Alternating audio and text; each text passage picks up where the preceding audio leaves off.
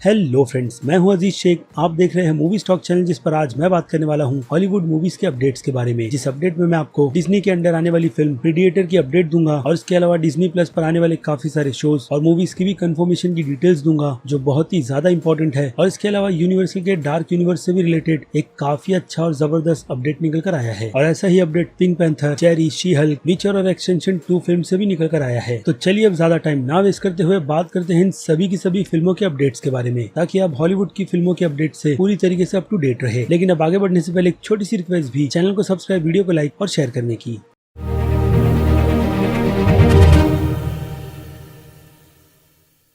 तो अब बात करें सबसे पहले अपडेट की, तो ये अपडेट है MGM की तरफ से आने वाली फिल्म द पिंक पैंथर से रिलेटेड, जो कि लाइव एक्शन ही होगी। लेकिन इस बार चेंजेस के नाम पर जो सबसे बड़ा मेजर चेंज है वो है इस लाइव एडेप्टेशन फिल्म में इस बार पिंक पैंथर का होना, जो हमने पिछली दोनों स्टीव मार्टिन की फिल्मों में तो बिल्कुल भी नहीं देखा था। बल्कि उस फिल्म में हमें एक स्टूपिड सा जासूस दिखाया गया था जो केस की इन्वेस्टिगेशन को किसी न किसी तरीके से सॉल्व कर देता था। लेकिन अब हमें एक्चुअल में कार्टून के वर्जन का पिंक पैंथर का कैरेक्टर देखने मिलने वाला है, जो शायद हो सकता है कि फिल्म के उसी लीड कैरेक्टर की इमेजिनेशन हो जो बार बार उसे आके परेशान करेगा या फिर केस सॉल्व करने में उसकी मदद। लेकिन अब देखना इंटरेस्टिंग ये होगा कि MGM स्टूडियो उस पिंक पैंथर के कैरेक्टर को CGI की मदद से 3D मॉडल में प्रेजेंट करेगा या फिर 2D वर्जन में, जिसमें ज्यादातर तो चांसेस मुझे 3D वर्जन के ही लग रहे हैं, क्योंकि इस बार इस फिल्म के साथ डायरेक्टर से लेकर राइटर तक की अटैचमेंट ही कुछ इस तरीके से की गई है। और अगर पहले मैं बात करूं फिल्म के राइटर की, तो इस बार इस फिल्म को लिखने की जिम्मेदारी क्रिस बैरीमर्नर को दी गई है, जिन्होंने अपने करियर में बैड बॉयज 3 फिल्म की कहानी लिखी है। और हाँ, जिसके 4th पार्ट की भी कहानी लिखने की जिम्मेदारी उन्हें ही दी गई है, और इसके अलावा नेशनल ट्रेजर 3 फिल्म की भी।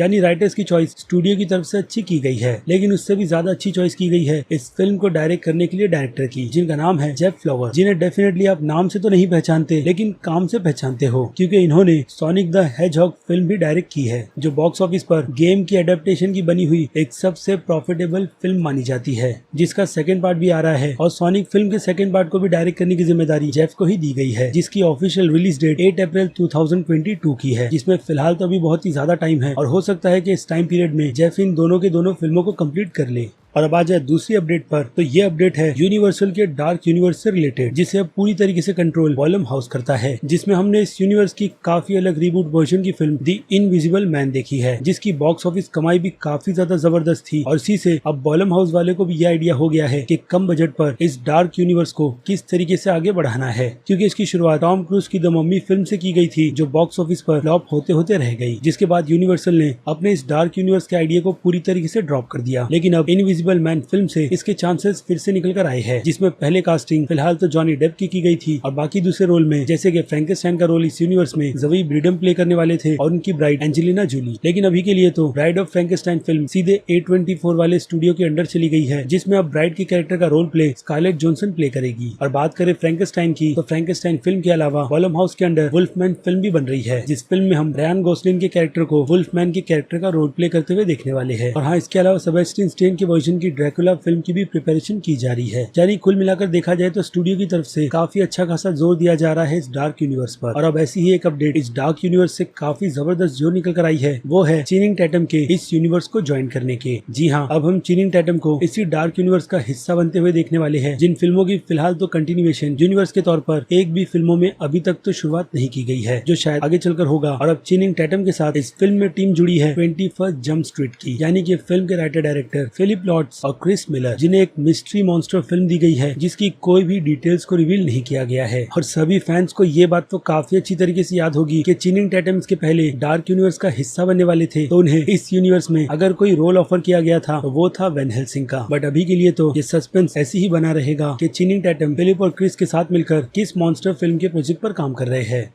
तो चलिए अब आते हैं अगले अपडेट पर, जो अपडेट है डिज्नी के यूनिवर्स की आने वाली प्रीडिएटर फिल्म से रिलेटेड, जो अंडर डिज्नी के तो रहेगी, लेकिन बैनर का टाइटल 20th सेंचुरी स्टूडियो रहेगा, जिसके टाइटल में से फॉक्स को निकाल दिया गया है, क्योंकि डिज्नी ने इसके राइट परचेस कर लिए हैं। और अब राइट परचेस होते के साथ में ही डिज्नी 20th सेंचुरी स्टूडियो पर भी बहुत ज्यादा ध्यान देगा, खास करके इस स्टूडियो के अंडर की काफी अच्छी फिल्मों की फ्रेंचाइजी पर, जिनमें से प्रीडिएटर भी एक ऐसी ही फिल्म है। और अभी रिसेंटली डिज्नी ने प्लैनेट्स ऑफ द एप और एलियन फिल्म को भी ग्रीन लाइट दी है, जिसमें से प्लैनेट ऑफ द एप की डिटेल्स जो मैंने आपको दी थी उससे ज्यादा कोई नई डिटेल्स तो निकल कर नहीं आई है सिवाय एलियन फिल्म के यूनिवर्स के, जिसकी एक अलग अपडेट में वीडियो बनाकर मैं आपको उसकी भी पूरी की पूरी डिटेल दे दूंगा। क्योंकि यहाँ पर अब बात चल रही है फिलहाल तो द प्रीडिएटर फिल्म की डिटेल्स के बारे में, जो कि फिर से अब डिज्नी के अंडर आने के बाद फिर से रिबूट होने जा रही है। जी हाँ, फिर से रिबूट, जो कि मेरे हिसाब से प्रीडिएटर की यूनिवर्स में सोलो फिल्म के हिसाब से ये चौथा रिबूट होगा। हालांकि इसकी पहले की फिल्म यानी कि दी प्रीडिएटर जिसे शेन ब्लैक ने डायरेक्ट किया था वो बस एक टाइम पास सी कॉमेडी और आर रेटेड प्रीडिएटर फिल्म थी। लेकिन अगर मैं दिल से किसी प्रीडिएटर के यूनिवर्स को आगे बढ़ता हुआ देखना चाहता हूँ तो वो है साल 2010 में आई हुई प्रीडिएटर्स फिल्म, जो पूरी तरीके से अंडर थी रॉड वेगस के प्रोडक्शन में। और जिस तरीके से रॉबर्ट के अंडर प्रीडिएटर्स के यूनिवर्स को एक्सप्लोर किया गया था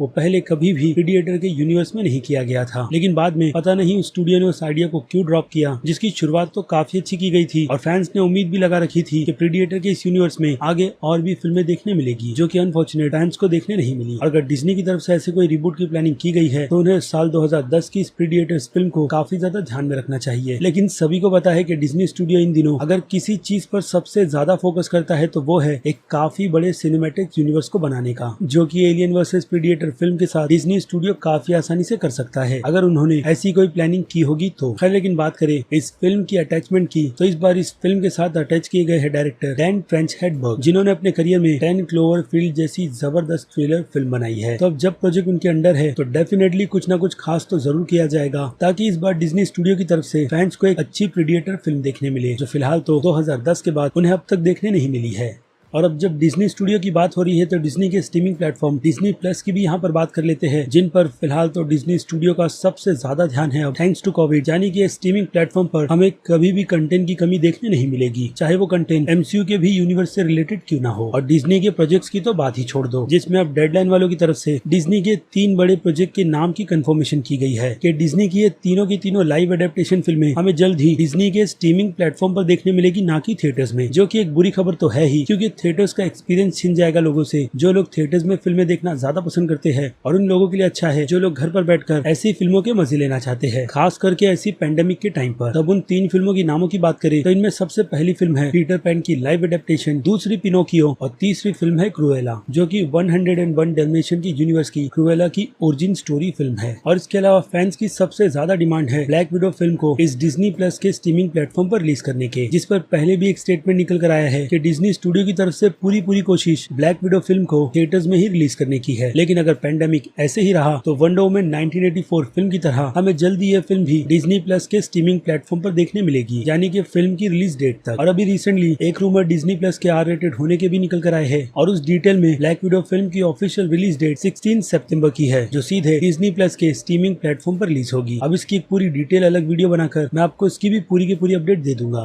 तो चलिए अब बात करते हैं काफी छोटी छोटी क्विक अपडेट्स के बारे में, जिनमें सबसे पहली क्विक अपडेट है क्रिस हेम्सवर्थ की नेटफ्लिक्स की फिल्म द एक्सटेंशन 2 से रिलेटेड के इस फिल्म के प्रोडक्शन को नेक्स्ट ईयर में शुरू किया जाएगा, जिसके मंथ की अब तक कंफर्मेशन नहीं की गई है। और इसके अलावा नेटफ्लिक्स पर ही आने वाली द विचर के स्पिन ऑफ की सीरीज की बात करें, जिसका टाइटल द विचर ब्लड ओरिजिन रखा गया है, तो कहा यह जा रहा है कि इस ओरिजिन में एक लीड नहीं बल्कि 2 लीड कैरेक्टर होने वाले हैं, एक फीमेल और दूसरा मेल का, और दोनों ही स्पिन ऑफ विचर के यूनिवर्स के विचर्स ही होंगे। उसके बाद वंडर वुमन 1984 फिल्म की इंडिया की ऑफिशियल रिलीज डेट की बात करें तो इस फिल्म की ऑफिशियल रिलीज डेट 25 दिसंबर की बताई जा रही है हमारे इंडिया की। और इसके अलावा डिज्नी प्लस पर आने वाली सीरीज शी हल्क की बात करें तो कंफर्मेशन के अकॉर्डिंग इसके पहले सीजन में हमें टोटल 10 एपिसोड्स देखने मिलेंगे। और इसके अलावा इस फिल्म में 3 फीमेल की कास्टिंग की जा रही है, जो डेफिनेटली कंफर्मेशन के हिसाब से फिल्म की विलेन बताई जा रही है। रूसो ब्रदर्स की डायरेक्ट की गई फिल्म चेरी की बात करें, जिस फिल्म में हम टॉम हॉलिंड को देखने वाले हैं, तो इस फिल्म की official release date Apple plus TV के लिए कंफर्म कर दी गई है, जो कि है 12 मार्च की। लेकिन इस फिल्म को पहले ऑफिशियली 26 फेब को थिएटर में रिलीज किया जाएगा, बाद में एप्पल प्लस टीवी के स्ट्रीमिंग प्लेटफॉर्म पर। और अब आखिरी अपडेट की बात करें तो ये अपडेट है हैरी एस्टेट की आने वाली 3rd supernatural horror film view is afraid से, जिस फिल्म का ऑफिशियल टाइटल कंफर्म कर दिया गया है, जो अभी मैंने आपको बताया। और इस फिल्म के प्लॉट की डिटेल्स की बात करें तो फिल्म की कहानी फोकस करती है एक ऐसे कैरेक्टर पर जो कई सालों बाद अपनी माँ की डेथ के बाद उसके घर आता है, जहाँ आने के बाद वो किसी इनसेन सुपरनैचुरल चीजों में फंस जाता है। वेल, इससे ज्यादा डिटेल फिलहाल तो फिल्म के प्लॉट से रिलेटेड अभी दी नहीं गई है, लेकिन इस कास्टिंग लीड रोल के लिए जिस एक्टर का नाम आगे निकल कर आया है वो है जैक्विन फिनिक्स, जो हो सकता है कि जल्द ही इस फिल्म का हिस्सा बन जाए, जो कि मेरे हिसाब से बनना भी चाहिए, क्योंकि एरी एस्टेट का लेवल ही अलग है काफी ज्यादा हॉरर फिल्मों को बनाने में। वो भी जॉर्डन पीले के ही लेवल की एक काफी डिस्टर्बिंग हॉरर फिल्म बनाते हैं, जिनमें से 2 फिल्मों ने लोगों को ऑलरेडी काफी ज्यादा सरप्राइज किया है। एक फिल्म थी हेरिडेटरी और दूसरी मिडसमर। वेल, तो ये थी सारी की सारी हॉलीवुड मूवीज की अपडेट जिसे मैंने इस वीडियो में कवर किया है। तो इन सभी की सभी फिल्मों की अपडेट्स को लेकर आपकी क्या राय है, उस बारे में मुझे कमेंट कर जरूर बताइएगा कि आप इनमें से कौन सी फिल्म और कौन सी सीरीज के लिए सबसे ज्यादा एक्साइटेड है। और इसी के साथ साथ अगर आपको मेरी ये मेहनत जरा सी भी पसंद आई है तो मेरे इस वीडियो को तो लाइक करना बिल्कुल भी मत भूलिएगा, ताकि मुझे मोटिवेशन मिलती रहे इस टाइप के कंटेंट को अपने चैनल पर कंटिन्यू रखने की। तो चलिए अब खत्म करते हैं वीडियो को यहीं पर। मैं हूं अजीज शेख, आप देख रहे थे मूवी स्टॉक चैनल, जिसे अगर आपने अभी तक सब्सक्राइब नहीं किया है तो सब्सक्राइब कर लीजिए और बगल में बने हुए इस बेल आइकन के साथ साथ नोटिफिकेशन को ऑल पर क्लिक कर दीजिएगा। इससे होगा ये कि मैं अपने चैनल पर जब भी कोई नई वीडियो अपलोड करूंगा आपको उसकी नोटिफिकेशन सबसे पहले मिलेगी। इसलिए चैनल को सब्सक्राइब, वीडियो को लाइक और शेयर करना तो बिल्कुल भी मत भूलिएगा। और अब मैं मिलता हूँ जल्दी आपसे दूसरी किसी वीडियो में किसी और फिल्म या फिर किसी और सीरीज के टॉपिक पर बात करते हुए। तब तक के लिए आप मेरे चैनल के बाकी दूसरे वीडियो को एंजॉय कीजिए और टिल देन